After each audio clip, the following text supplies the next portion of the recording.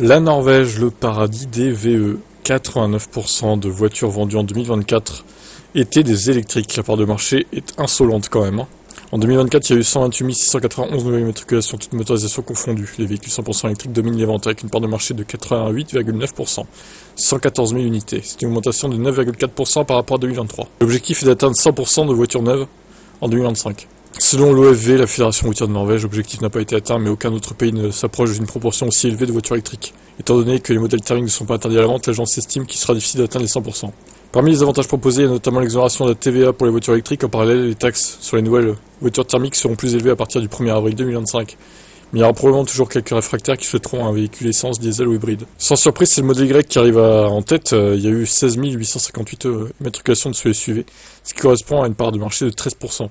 Soit plus que toutes les voitures non électriques réunies. Ça, c'est un chiffre incroyable aussi. Il a toutefois perdu du terrain par rapport à 2023. L'année dernière, c'était 23 000 exemplaires. La modèle 3 a progressé. 7 264 immatriculations, une part de marché de 5,6%. Il n'y a pas un tableau, là? Non, il n'y a pas de tableau. Bon. Ça serait quand même plus visuel de mettre un tableau. Je sais pas, encore une fois, pourquoi ils le font pas, j'en sais rien.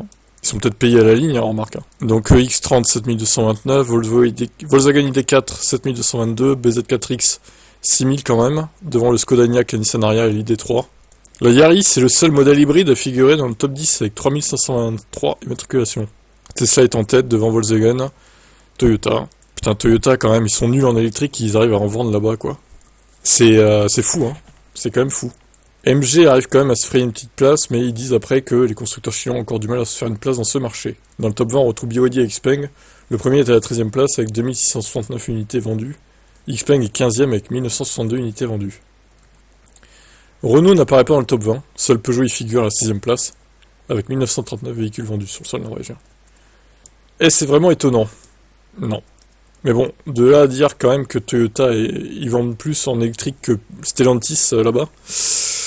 Aïe aïe aïe aïe aïe, c'est quand même un aveu d'échec. Hein. Est-ce à dire que les Stellantis électriques sont moins bien que les Toyota électriques? Je vous laisse débattre dans les commentaires. En tout cas, c'est impressionnant la part de marché là-bas.